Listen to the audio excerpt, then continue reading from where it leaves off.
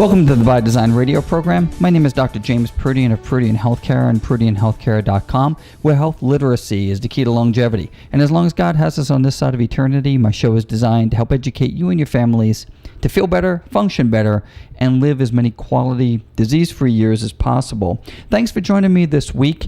And as we pick up on metabolic syndrome. This is, I think, the third part of a series that I'm doing on pre-diabetes, basically talking about our body's state of health prior to actually developing this epidemic called type 2 diabetes, which I learned in school was adult onset diabetes. They changed the name.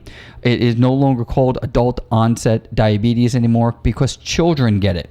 And by design, we are not designed as children to be getting type 2 diabetes. Type 1 diabetes is the genetic form that we are born with. That is a genetic disease, but type 2 diabetes has to do with lifestyle. It has to do with the things that we can control. The triad of health that we're going to get into today, that you've heard me speak on in the past, is going to be part of the conversation.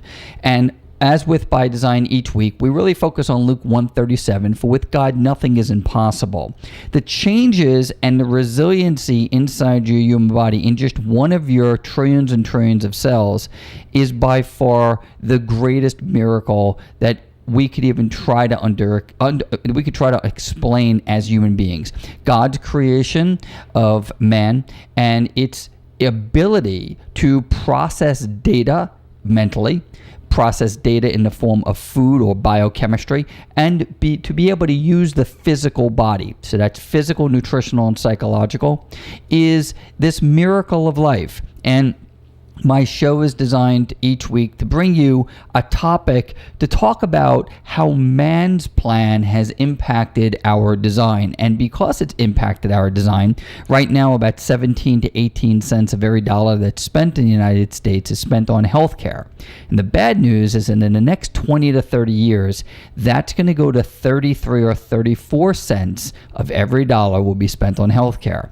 And some estimations are as high as 75% of that is spent on chronic illness that is highly preventable.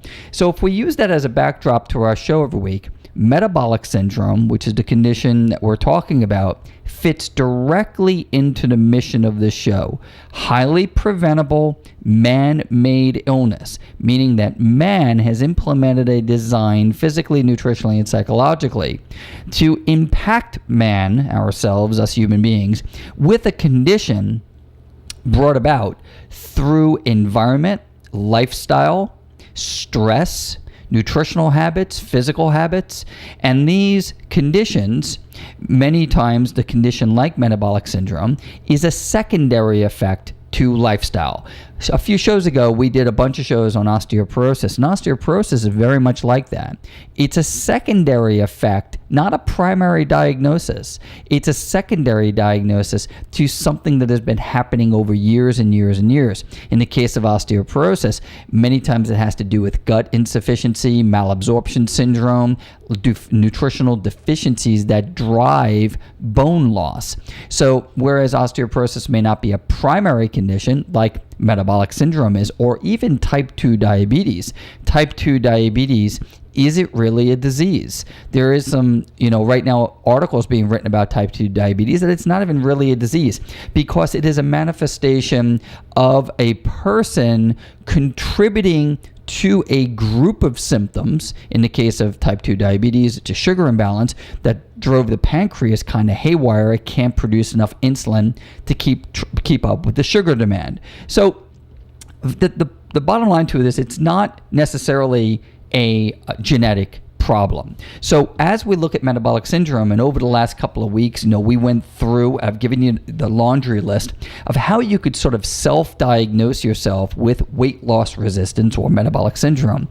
By going to a doctor and getting a thorough blood test is definitely the place to start, along with a good physical exam and knowing a variety of biometric measurements. And biometrics are like fasting blood sugar. So having a blood sugar of greater than 100 or a hemoglobin A1C greater than 5.5, triglycerides greater than 150.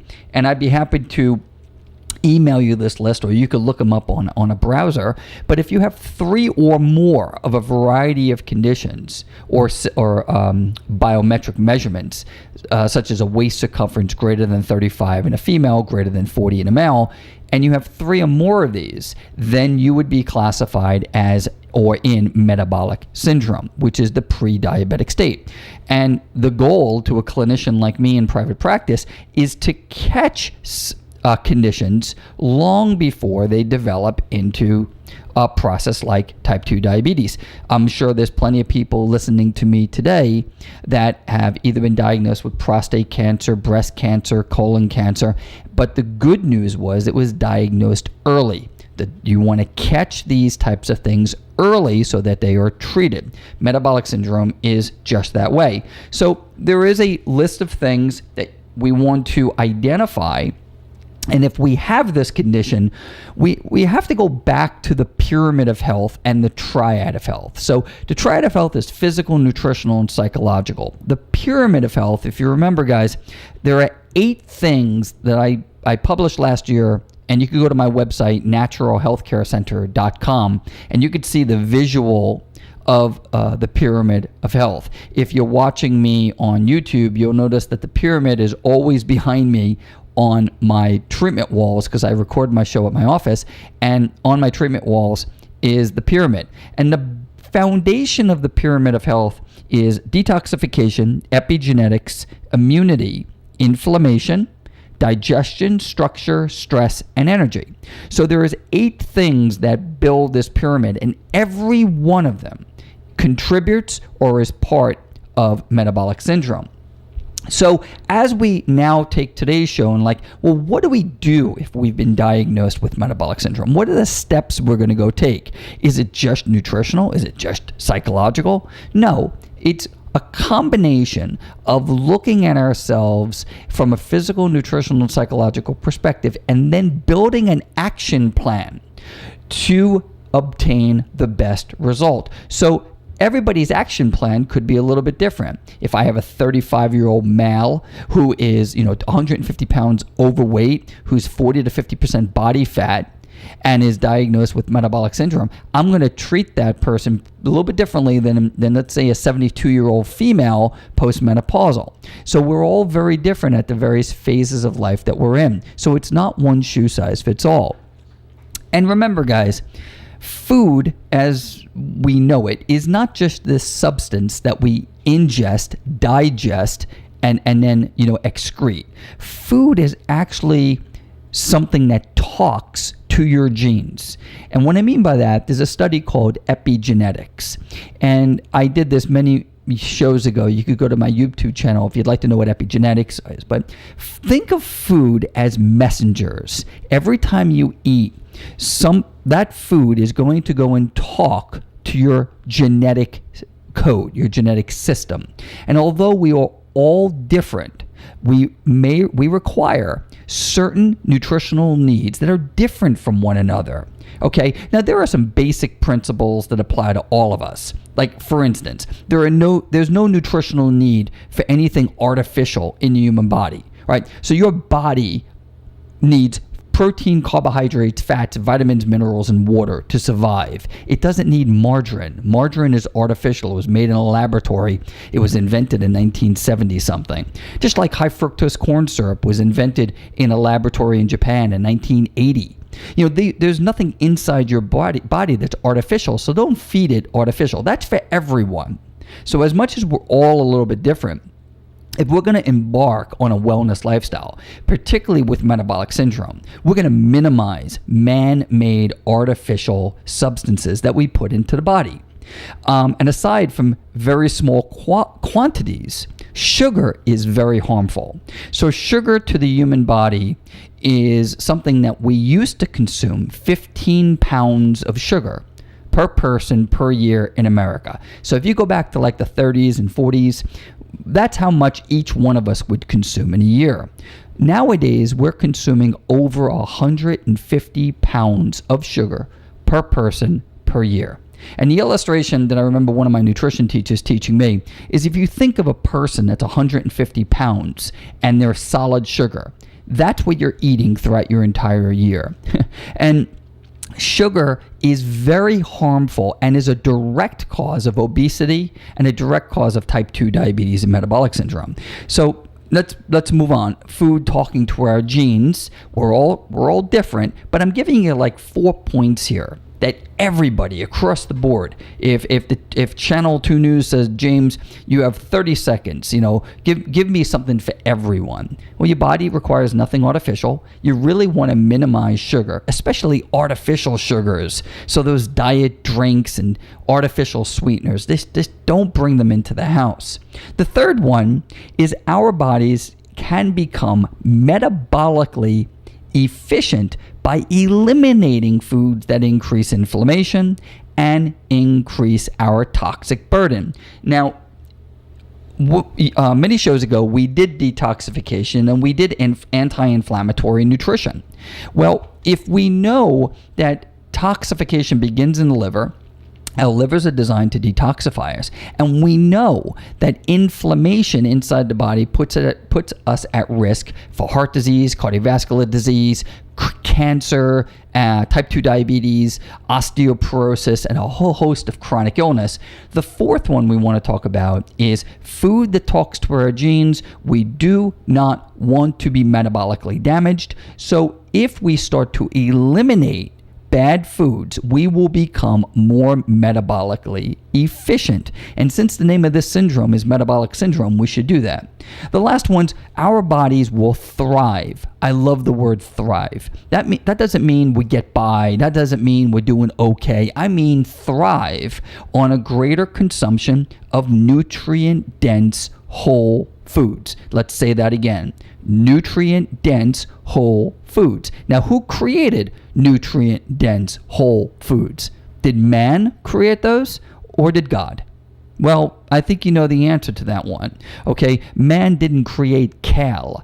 Man didn't create dandelion. Man didn't create our nutrient-dense dark green leafy vegetables. Man didn't create the types of plant and fruit and fats that are healthy, that will allow our bodies to thrive. It will allow our brains to become detoxified and to think clearly and get rid of all that brain fog, which the stress is causing along with all this artificial stuff. So food talks directly to our genes, directly impacting metabolic syndrome. And if that's what we're talking about today, and we're going to do something about metabolic syndrome, let's just those 4 things we wanted to just identify that all of us could be doing. Because metabolic risk factors, remember, things like if we're obese, if we have high blood pressure, if we have high cholesterol, we're insulin resistant. Our insulin becomes resistant and it puts us at a risk for heart disease and diabetes. And it's greater danger to the heart than any clinician, any researcher ever previously recognized. The heart is a great risk, and 50% of Americans die from heart disease every year. Right now, it's estimated that about 25% to 1/3 of Americans have metabolic syndrome. 1/3 of everybody walking around has this condition that is going undiagnosed, and relatively most people are unaware of it.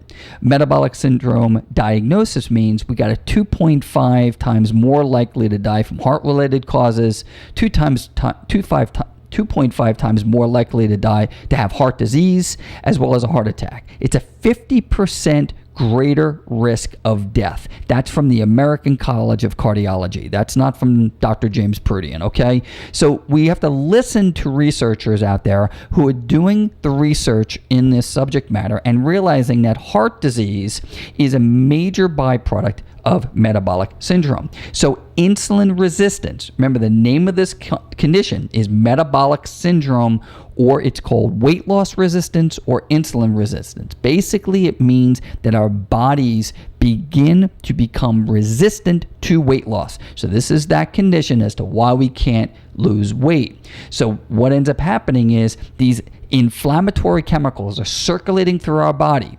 Okay, they're stress related. And as stress goes, inflammation goes. So that adrenal gland is just kicking out all this cortisol. We're inflamed. We're in metabolic syndrome. And again, we have to look at those risk factors. And as this inflammation and this risk goes on, we create this vicious cycle. The poor diet causes inflammation and the production of cortisol, which is a stress hormone made by your adrenal glands. The cortisol elevates during high stress levels. We then crave more junk food. And with this bad diet, we have cortisol, we have inflammation, and on it goes. And our cells then become resistant to insulin. So what does the pancreas have to do? You got it. It has to make more insulin. And as it kicks out that insulin and it can't get into the cell, we become fatter and fatter. We become more dependent and craving processed sugary foods. Stop. This is when you need to see someone, because we have to change the biochemistry in the body. We have to change those cravings, and it begins with detoxifying and rebuilding that metabolic rate. Guys, thank you for listening to me this week, Dr. James Proodian at the By Design Radio Show. Thank you, Tandem and the Bridge FM, for allowing me this opportunity to spend some time with you. We'll continue our conversation on metabolic syndrome next week, and probably get into a new subject matter next week or the week after. If you have any questions for me, please go to naturalhealthcarecenter.com or proodianhealthcare.com, and you could submit a question for me. Please become a blog subscriber at drproodian.com. I write every Wednesday, and you could go through the archives and catch up. Have a blessed week, and God bless you.